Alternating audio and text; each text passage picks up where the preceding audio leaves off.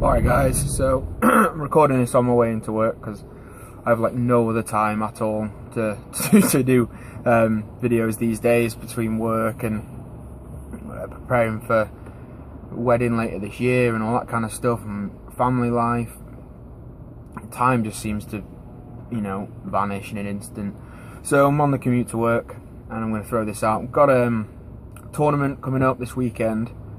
And it's a team tournament, which is quite cool. Never done a team tournament before. All the sort of GTs and tournaments I've been to in the past have always been singles events, but this is a 4-man team tournament. So for those that don't know how a team tournament works, basically what happens is you're in a team of 4, and your team of 4 in any given round gets drawn against another team of 4.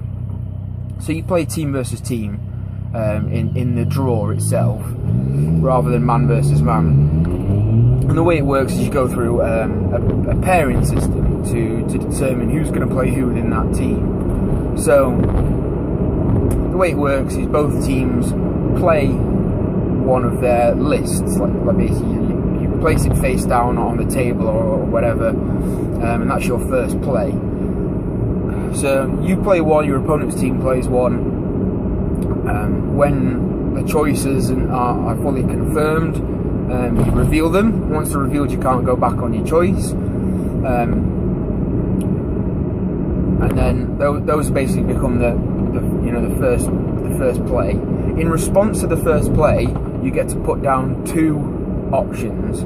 So if, say, my opponent's team put down like an Empire army, we would play our, say, Skaven and Dark Elf army in response, and then the Empire player on the opposing team gets to pick which one of those 2 that he wants to face. So it gives a bit of power to both teams in trying to determine, getting the best matchups and things. And then you repeat the process. Basically, whoever you pick plays the one that you played. The one that you refuse plays the army that you haven't played down yet. Sounds kind of complicated, but it works, really elegantly and really simply in process. And the tournament itself is run in Swedish comp, which is quite cool. Again, never done a tournament that's been comped by Swedish before. Played using the Swedish system. I've written Swedish lists plenty of times, but never actually been to a full-on like GT type tournament that runs Swedish comp. So this is something new for me as well. And the brackets are between 8 and 14, with the usual 100 points per point of comp difference awarded to the person with the higher comp. So if I've got 14 and you've got 12, I get awarded 200 victory points for free, basically, because my list is deemed to be 200 VPs weaker than yours is. The only thing I don't like about the way this tournament's running is it's rounding up to the nearest whole number, which I know it makes the maths a lot easier, but I mean, come on, we're all pretty intelligent people, right? We can all do simple maths. Is it that much difficult to work out the difference between 11.2 and 9 and 11 and 9? Is it really that much more extra work? And the only reason why it bothers me is in a sense that the way that they're doing the scoring essentially means that a 10.5, this is Swedish comp score, so a 10.5 Swedish list essentially becomes the same as an 11.4 Swedish list, which anyone, even remotely sort of versed in the world of Swedish comp will know that that's not true. 0.9 of comp or 9 Swedish points can be a big difference. It can be a difference between a 30-man unit and a 20-man unit. It can be the difference between an extra level 2 in your army and not. It can be the difference between taking death magic and not. It's a big difference to have nearly a whole comp point of difference basically eradicated just because we've got to round up to the nearest whole number, or round down in the case of 0.4 or less. So that does bother me a bit. Not that much, but it's just something I wish wasn't in there. I mean, surely we should all be capable of rounding up decimal points as well as whole numbers. So that's the tournament in a nutshell. And basically the way it works is the rounds are scored. Each game in the round is scored on a 20-0 scale, and then obviously you add up your total team score out of possible 80. I think if you get 55, you're capped at getting 55 points, and then the bottom end is then 25. Basically, that just stops teams running away really early. You know, getting quite lucky in the matchup process, or a few anomalous results. Basically, getting a couple of teams 80 points in the first couple of rounds, and then basically no one can catch them. It's just to keep the pack nice and tight. And then for rounds 4 and 5, the last 2 rounds of the day or of the event, the upper cap is removed. So you can always then make a big push in the final 2 games to push for max points and open up an opportunity to either win or get a big lead or gain some ground, that sort of thing. And the team ethic adds another level of tactical sort of complexity to the event, which is really good, because singles events often comes down to luck at the draw. If basically your just luck is on fire, or your opponent's luck is in the toilet, or your luck's in the toilet, or whatever might happen. Singles events, are massively swayed by sort of uncontrollable factors. If you're running a particular army that's very, very, very solid, but has got that one kryptonite army, and you draw it 2 or 3 rounds in a row, then you're stuffed. You're absolutely stuffed, and there's nothing you can do about it. Whereas in a team event, it's not so much about the individual results. You've always got to be thinking about the overall team score. So even if you get to a point where you're in a bad matchup and you're going to lose, the game then becomes about, lose by as little as possible, rather than try and win like you would in a singles event. Maybe you'd play for the draw or the small win. In a team event, you can actually, you can take the loss for your team, but just pull as many of those 20-0 points out as possible. And it just adds that extra level of depth. And you also get the point where you may be winning 12 or 13 or 14, and in a singles event that'll be good to keep your score ticking over. But in a team event, if one of your teammates has gone down big early in the round, you might have to push, and it completely changes the strategy that you approach a game. But it also means your strategy can completely change mid-game as well. So it really keeps you on your toes. It's really interesting. I'm really excited to get into the team event and get cracking and see how we do. And some really good teams come in to this event. I know the England ETC team have put a couple of teams in. A lot of the top players in the UK rankings are there. It's going to be a tough event, but I think we've got a tough set of lists. We've thought about what we're going to take quite well. We've brought lists that have got a few bad matchups, so it makes the pairings process slightly easier.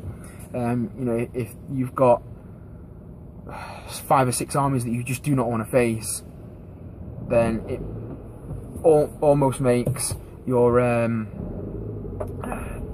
it makes you impossible to pair, because you're always going to be bleeding points and you're always going to get a bad matchup for the team. Whereas if you've got a list with a few bad matchups, then you get a lot more flexibility and a lot more authority in the pairings process, which is always good. So the team then. In our team, we're bringing a Dark Elf army. I'm taking Dark Elves, mainly because they're better than High Elves, but also the toys are comped a lot less under Swedish than High Elves. To make a decent High Elves list in Swedish, you're dropping down to to around like 8 or 9 points. And when everyone's averaging 11 and 12, you don't want to be starting 300 or 400 points down, especially in a team event. And especially when all the toys that High Elves would normally bring to push against opponents when they're down, to push back and you know, and try and claim that victory back from being down. All those toys are comped out, and you just can't take them. You know, there's no banner, there's no no Book of Hoeth, there's no Frosties, there's no Star Dragon, there's no Death Magic or Light Council. Everything's just comped so hard for High Elves, and I get it, understandably so. It's all very powerful, but in all comp packs, High Elves just seem to be overcomped, and I think it's because that their good toys are very good, very, very good. But without those toys, there's not a lot of power in the army. It's all very fragile, it's all very expensive. And I think people doing comp packs just seem to forget that. So I took Dark Elves because they have less bad matchups in the meta, mainly against other elves. I think Dark Elves are probably the best elven army to take against other elves. Maybe certain compositions of Wood Elves, but certainly Dark Elves are very powerful against other elves, particularly High Elves. And they also comp better. Other than taking the obvious things like, you know, spamming pegs or spamming like fast cavalry and doing the avoidance army, the army comps very well. So on top of my Dark Elf list, we've got a Wood Elf list, which is kind of not the standard you'd see, almost standard, except we've gone down a very anti-armor route with this list. So it's quite a lot of Way Watchers, lots of Arcane Bodkins, Glade Guard, some Shadow Magic, High Magic. I'm not going to go into too much details because we might end up doing a team video where we all jump on and go through our lists in detail. I might go through mine in a minute because I'm on now, so might as well. And then we have a Demons army, again kind of standard, but to fit into the comp. So it's like some Plague Bearer block with Heralds and some Beasts and a Lord of Change, Skull Cannon, that sort of thing. Very, very powerful demon list, really. Demons are always good. They always comp so softly, demons. But it's just the nature of a very well balanced book. Everything in there is so good. And then we have a Bretonnian army, which is quite an odd one because you don't normally see Bretonnia at a team event. You know, people look at them and go, it's a weak army, but the player we've got playing Bretonnians has done really well to build a list that just doesn't give up points. It's very, very difficult to get points out of the list, and it's one of those where if you beat it, you're going to win 20-0, but it's very, very difficult to get that victory, and it's basically just designed to stay in that sort of 8 to 12 point bracket the entire weekend. But it is quite capable of pushing for big wins as well if needs be. So it's actually a very well thought out Bretonnian list, and it's with, you know, all the lists in our team are very well thought out to do a particular job. So I'm going to go through my Dark Elf list in a minute. I mean, the way I built the list is I tried to get lots of different threats in, and kind of build not like an all-comers list, but a list that can kind of threaten any type of army. I'm not really scared about armies that Death Star. I'm not really scared about armies that go MSU. The only army I'm kind of worried about is anything that kind of spams monsters or high toughness, fast moving, and creatures. That's the only real thing that I worry about, because I don't have a great way to deal with lots of them. Can deal with one or two, but any more than that, and my list starts to struggle because I bleed points a lot more than I get them. So the list then, we start with the sort of customary Dreadlord. He's on a Pegasus.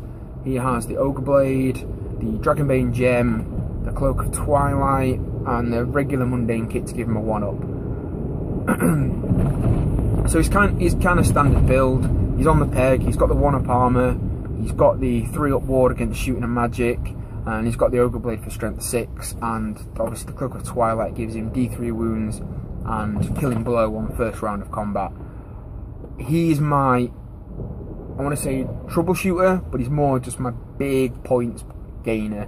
I can charge him into nearly anything in the game and he'll probably take it off. any chariots, any monsters, any characters bar of like the 3-up ward warriors characters, because I only need a couple of those hits to go through, or a couple of wounds to go through, and I'm either killing blowing or doing D3 wounds, and you're just gonna die. You know, when he's hitting on 3s, re-rollable most likely. Wounded on 2s, re-rollable most likely. He's gonna get probably all 4 of his hits or all 4 of his attacks will become wounds most of the time. And then, you know, 4 at ward on the average character, you're going to take 2, and you're taking 2 D3 wounds, and you're going to die. And that's essentially the way what he's there for. Charge him into anything that I can't really deal with, and just kill it. On top of that as well, he does have a pair of repeater handbows for an extra 4 shots at strength 7. That's ballistic skill 7, not strength 7. And this helps deal with the MSU armies that tend to crop up in Swedish. Smaller unit sizes, comp better under Swedish.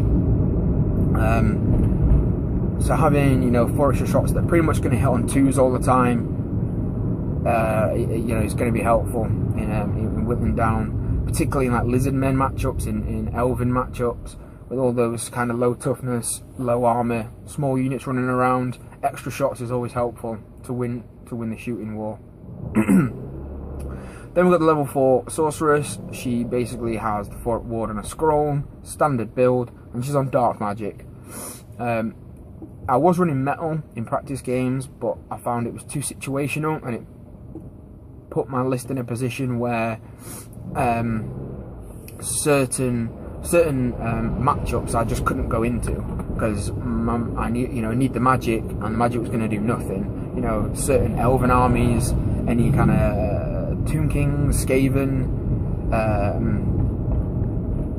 there's like demons. There's a lot of matchups where you know, metal magic just wouldn't do what I needed it to do.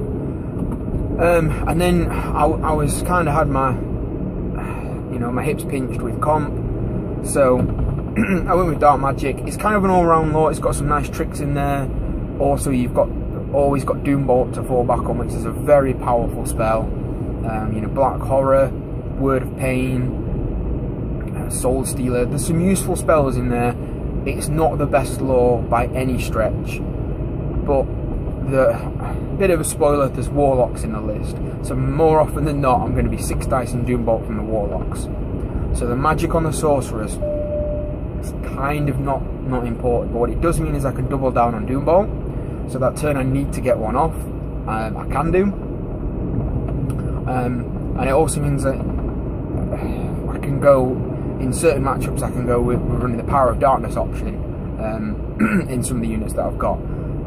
So I do like the Lore of Dark Magic. It's a flexible lore, it's a powerful lore, and it's just about doing damage, which is all about, in my army is just a massive blunt instrument to do damage. So go out there and get points and hopefully win big. Then we've got 2 masters, both on cold ones. And one of them is the BSB. The BSB's got a 1-up armor save for the usual way. So he's got heavy armor, Sea Dragon Cloak, and on a cold one. And he's got great weapon, and he has the 4 ward because he's got the Armour of Destiny. Then we have the other master's got a 1-up rerollable. So again, same thing. He's got, you know, heavy armor, shield, dragon helm, dawnstone. He's basically got 1-up rerollable on a great weapon, and he's on a cold one. Based on cold ones, because dark steeds are comped a lot harder than cold ones, and cold ones mean, you know, I can jump up to a 1-up armor save a little bit easier just on mundane. Even though dark elf characters don't struggle to get there anyway. I mean, what you go with the shield and our dark steed with the Sea Dragon Cloak, and you're there anyway. But I wanted great weapons, so I've always got that strength 6. I like having great weapons on my elven characters when I can get a 1-up save. Very useful. And that's it for characters. Kind of character light, which you don't often see in Swedish. Normally characters are a good way to spend your points in Swedish.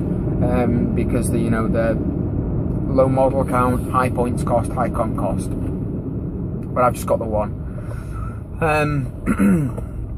And then we have 16 Black Ark Corsairs. They've got full command and repeater hambos. Basically just another shooting unit.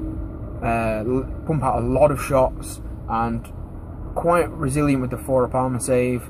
And the regular elves, so in combat they're no pushovers. They're only strength 3 though, but I mentioned Power of Darkness can come into play in certain matchups.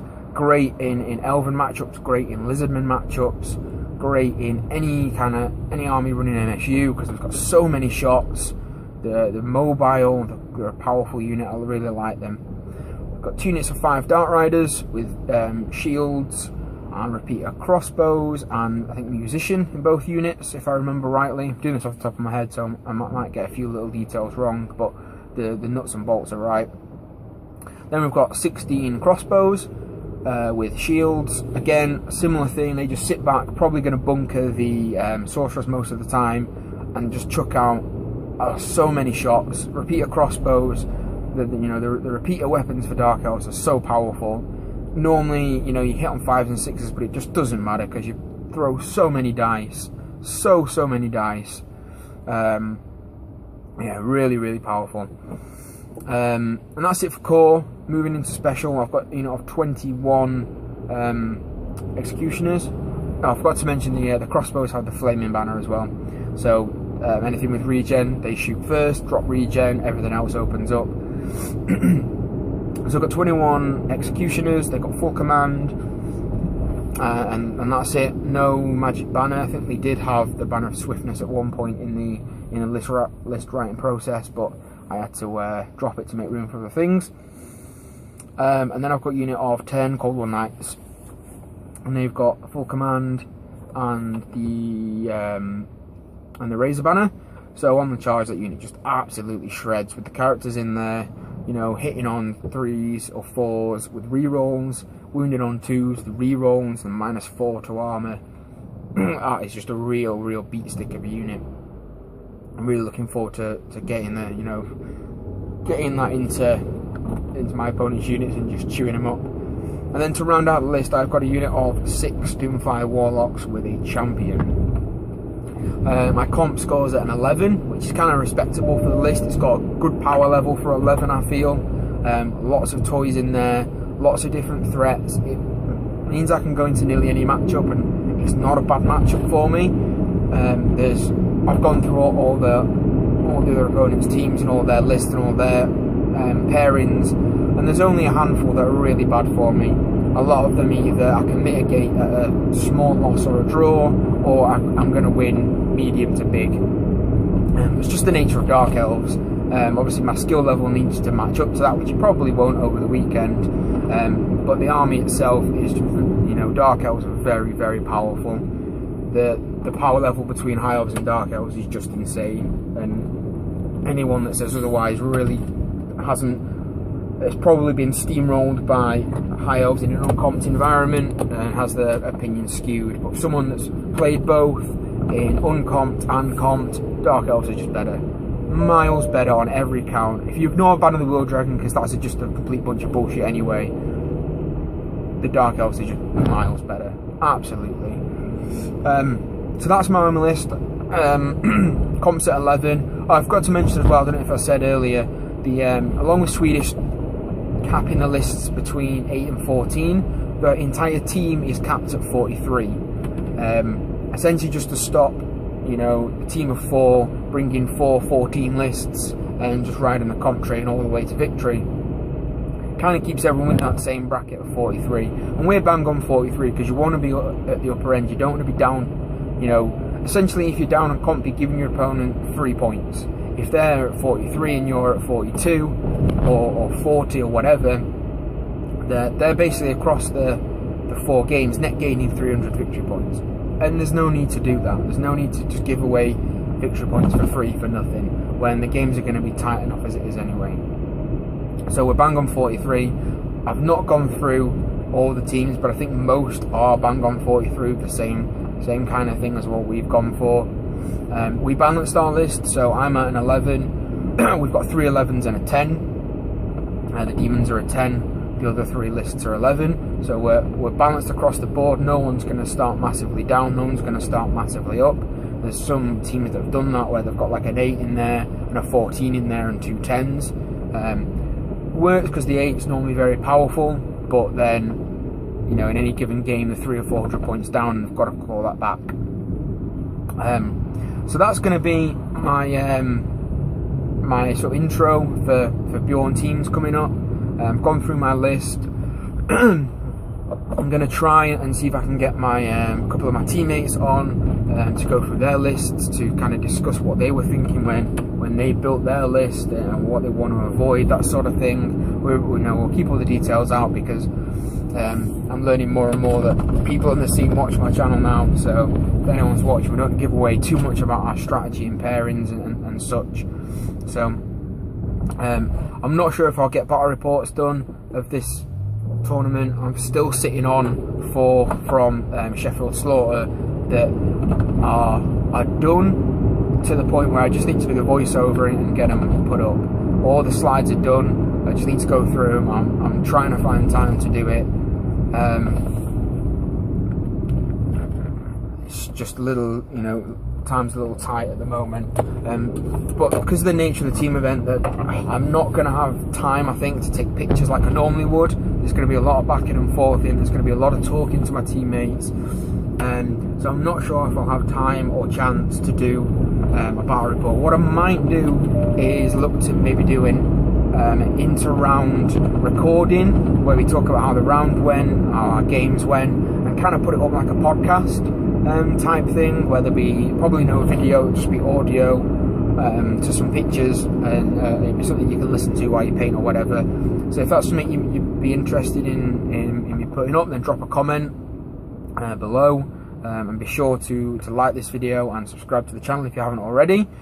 And if you're coming down to Bjorn teams, be sure to say hello and we'll grab a beer. So that's it, guys. Cheers.